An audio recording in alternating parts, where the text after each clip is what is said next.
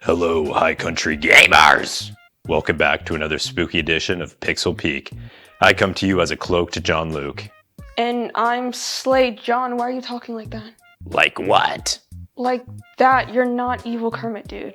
Whatever, hater. On this episode of Pixel Peak, we're giving you the scariest headlines yet. And after, we're talking all things horror.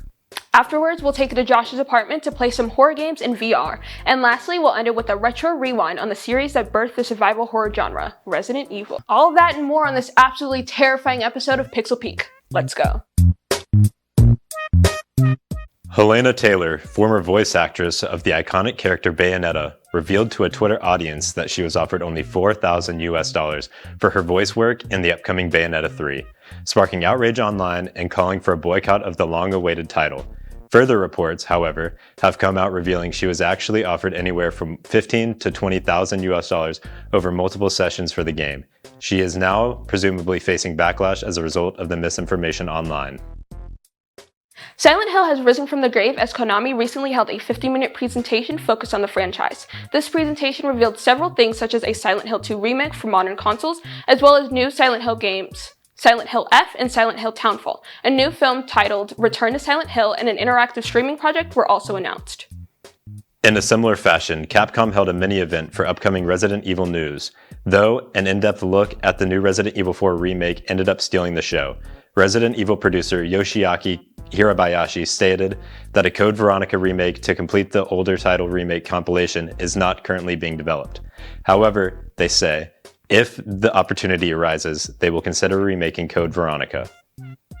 Persona 5 fans can finally, actually, for real this time, play the game for themselves, as the titular Persona 5 Royal hits all modern consoles, including the Nintendo Switch on October 21st. This is the most complete version of Persona 5 on the market, including DLC and content from Persona 5 Royal. So, if you haven't experienced a modern JRPG classic, now is the perfect time to jump on board. That's all for this week's headlines. When we come back, we'll be talking about our experiences with horror and frightening moments in games. Alright, whatever, Sith Lord.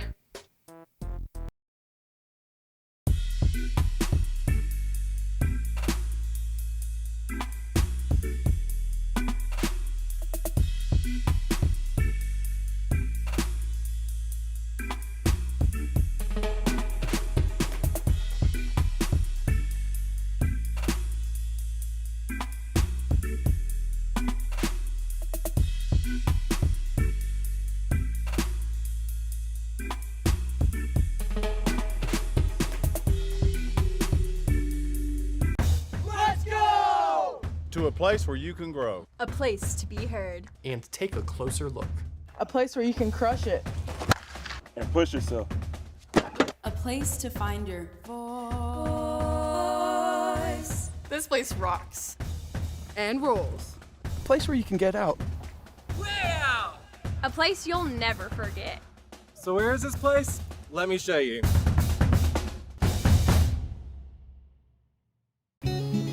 Life is a journey. We're told that there are mountains and valleys before us. A mountaineer trudges through. Where others see an obstacle, a mountaineer sees an opportunity.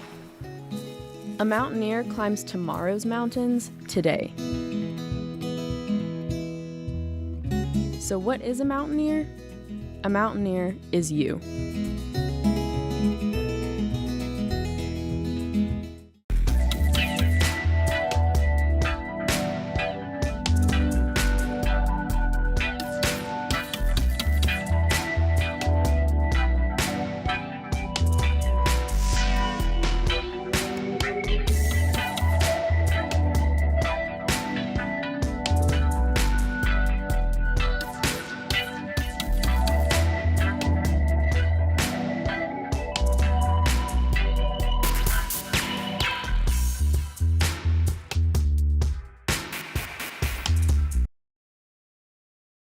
Hello everyone, and welcome back to yet another discussion here on Loading Screen. For your viewing pleasure, I'm Jack Thornton, repping Howie Mandel from the 2002 Hansel and Gretel film.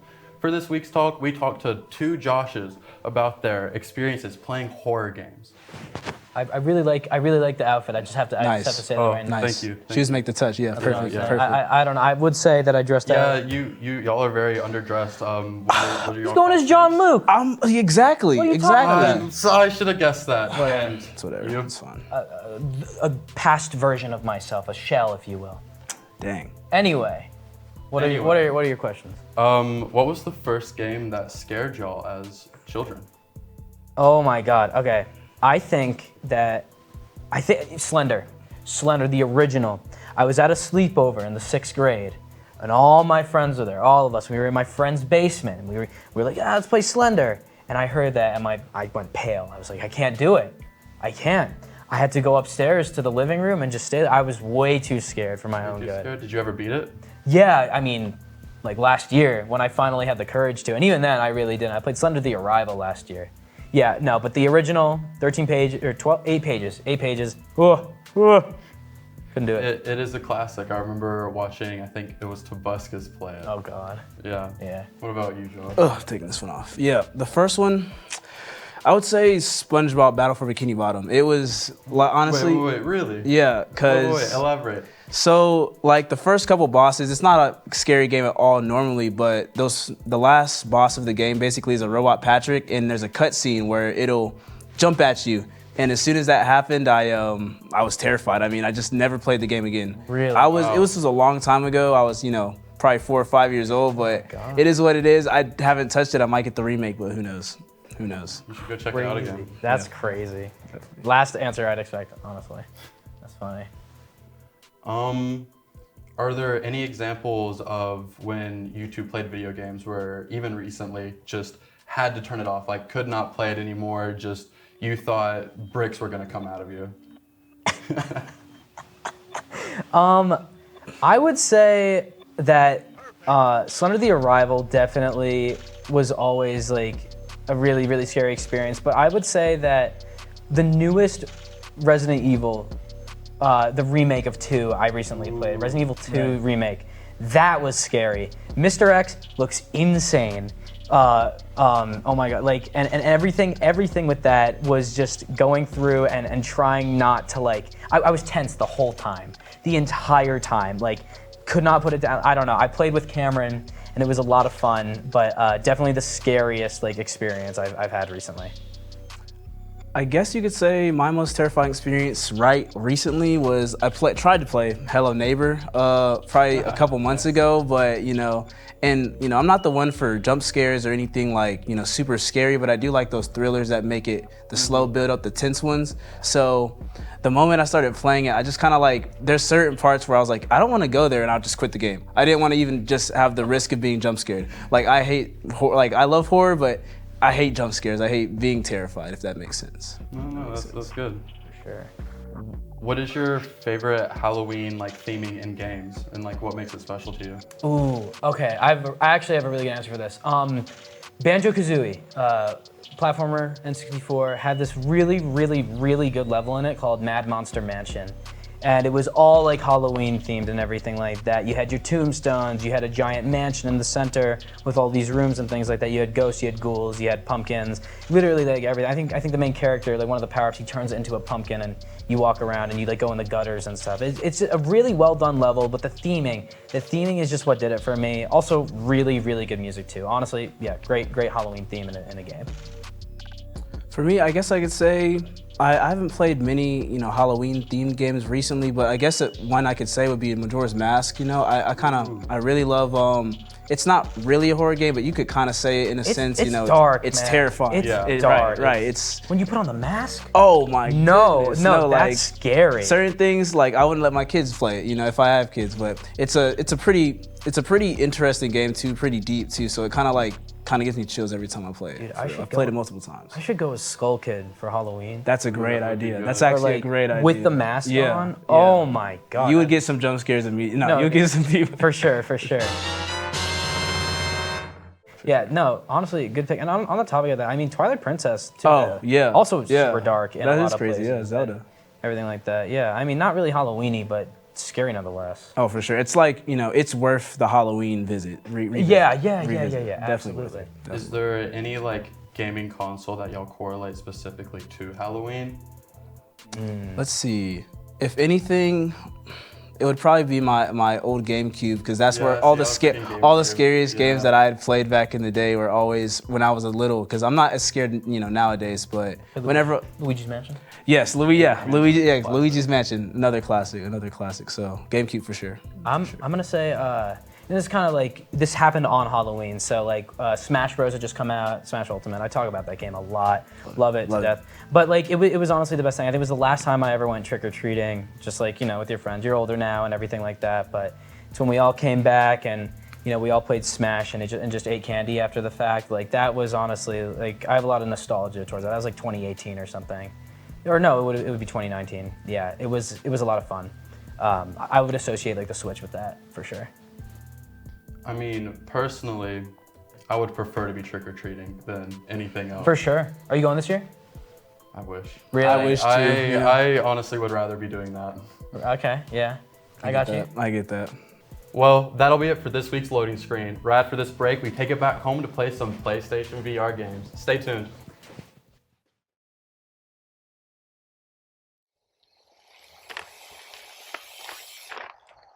Hi, my name is Melissa Weddle, and I'm Department Chair of Recreation Management and Physical Education at Appalachian State University.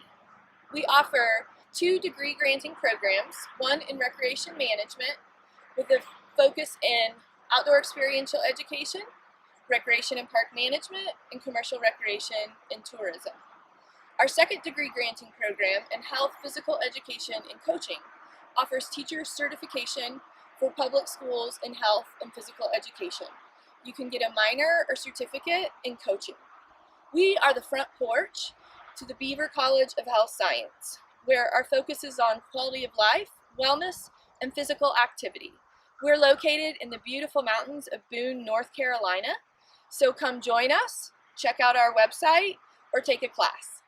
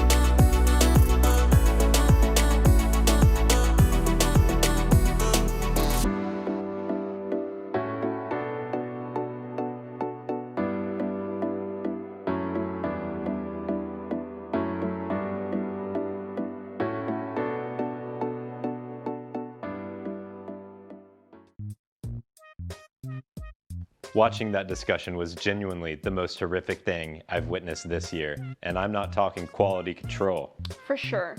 Isn't it weird that Slender is oddly nostalgic to me? Anyways, up next we'll take it to the living room to play some PlayStation VR games. Hello everyone, and welcome back to yet another episode of live gameplay straight from Pixel Peak.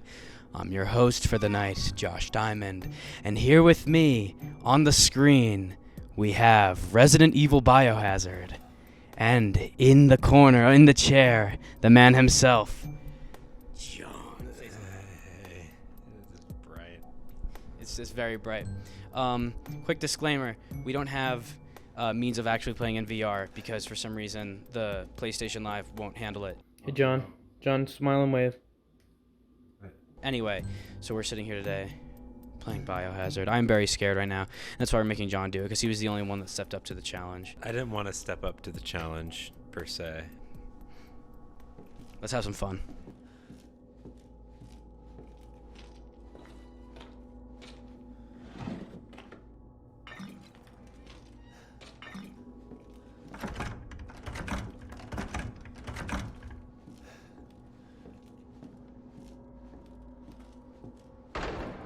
Hi, it's Abe Long, previous host of Pixel Peak. They didn't want me in the episode this week, so I'm just kind of hanging out. But we're playing Resident Evil, whatever, Biohazard. It's probably like the 5,000th entry into this series, but it's okay. I mean, nothing wrong with it. It's I don't like where he's going with this. This used to be my biggest fear as a child. No, that's not good. You should no. Ooh. That's a big fear of mine. No.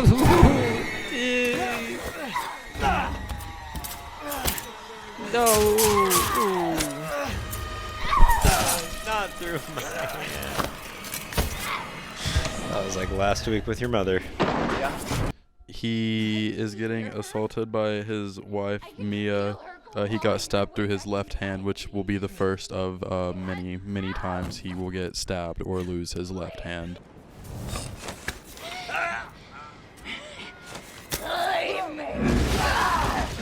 The little Vusro Da from Fusro. I don't.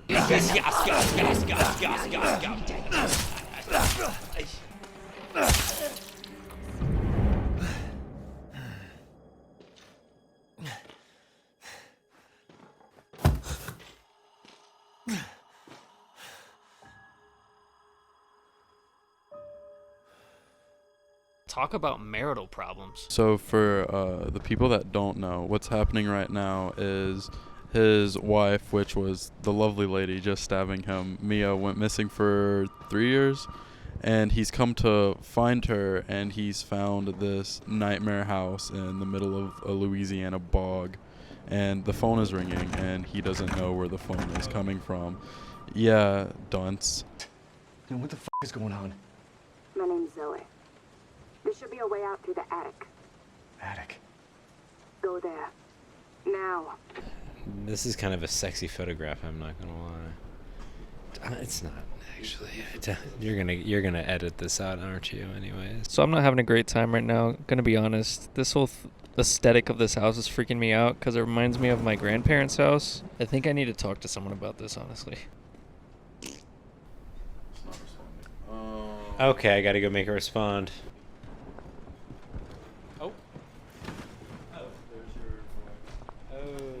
Who we just see? I don't.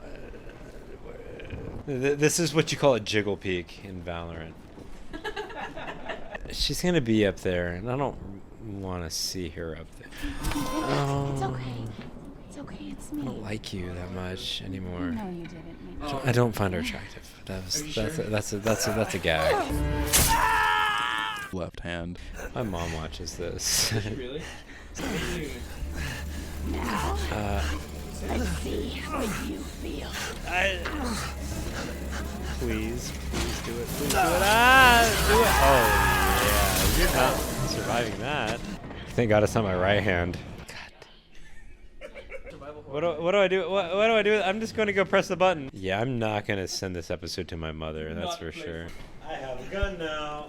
You know, they call me Giovanni Chicken Grease Barone, you know? Oh, my nub. Hey, it's Giovanni. Oh, I'm so dead. This is a controller, and the sensitivity is far too low. Always the controller. That's what I'm saying. You're gonna play Resident Evil Biohazard and you're gonna like it.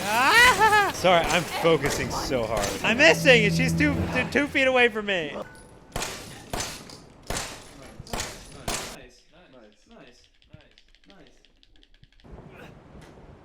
Welcome to the family, son.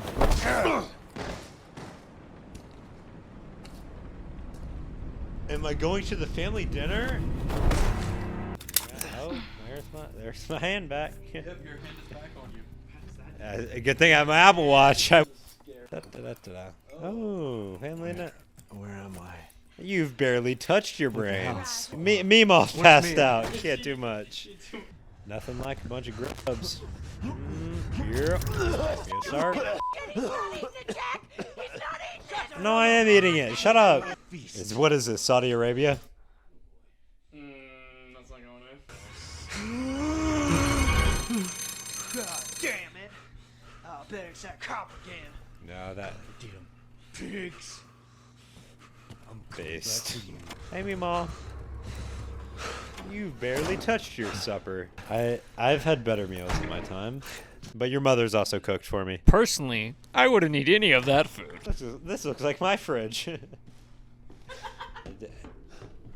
My friend. Dear. Whoa! God, this reminds me of your mother's house. No, it doesn't. Your mother's house is very lovely. Are you scared? As Eminem once said, I'm not afraid. I make a ring twice. But where is the phone? That's... I swear to God, dude, John can't find the phone. Dude, if this was me in real life, everybody would be dead, one fell swoop, and I would be living free. Epic. Typical cop, not believing the what's the word? Victim. Ah, wow. Man, the police are just as good in this game as they are in real life. This is great. Is it really that strong of tape? Dear heavens.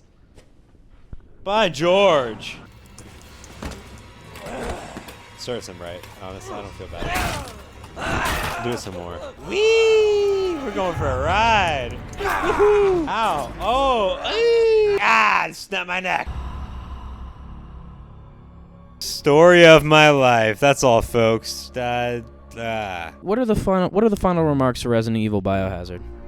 I thought it was okay, and simply okay. It was fine.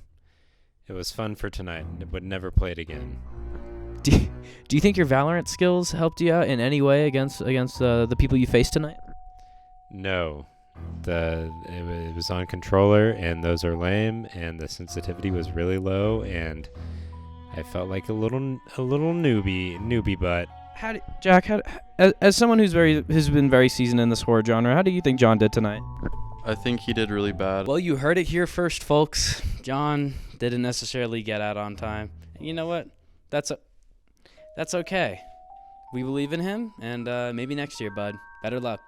Anyway, back it to you in the studio. What a show. And they live to tell the tale. I'm telling you, dude, the world of VR plays no games. Well, it looks like that'll be all for us today on this episode of Pixel Peak. When we come back, Joss runs us through on the game that fostered the survival horror genre, Resident Evil 2. I've been Slade. And I'm John Luke. Thanks for watching thus far. We are so glad to have you as a student at App State. When you come to college, whether you're coming from across the state or down the street, you bring with you distinct experiences, perspectives, and identities. It's up to us as your campus leaders to help foster safe and inclusive learning communities. Appalachian Advocates is a cohort of faculty and staff who have made a commitment to listen, learn, support, and advocate for members of our community from underrepresented identities. So whether you need help figuring out how to navigate a challenging situation in one of your classes, or you want a more formal mentorship, our Appalachian Advocates are here to guide and support you.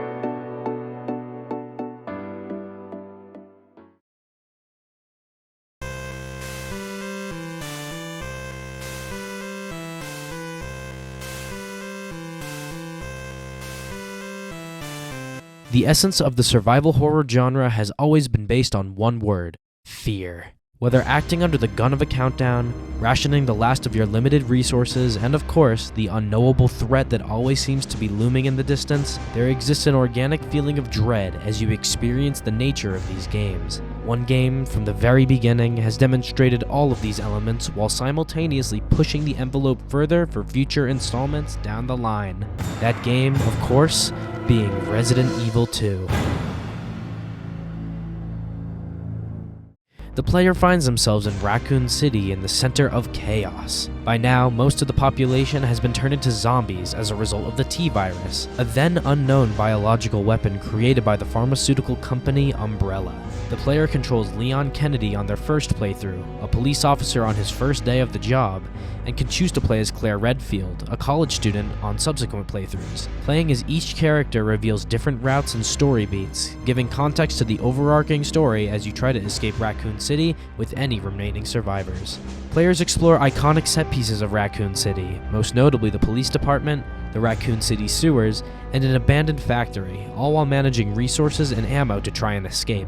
Practically everything in a run is limited, even the feature to save. It's this realistic source of managing your tools on hand that gives Resident Evil 2 its identity. It's not always the threat that'll do you in, rather the lack of equipment on the player's end is ultimately their downfall. Of course, how can one mention Resident Evil 2 without the iconic cast of monsters that strike fear into players? Mr. X, a monster known as a tyrant sent by Umbrella to rid all remaining survivors in Raccoon City, a giant mutated crocodile that chases you through Raccoon City's sewers, and of course William Birkin, the scientist behind it all and the final boss, who mutates himself in an effort to protect himself against those seeking his life's work.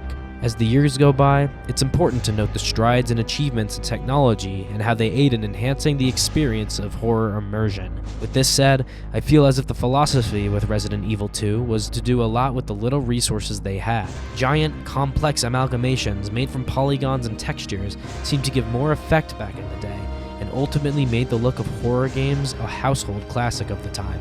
Resident Evil 2 arguably sowed the seeds that make up what horror games are today. Nowadays, you can choose to experience the base game classic or play through the modern vision that is the remake.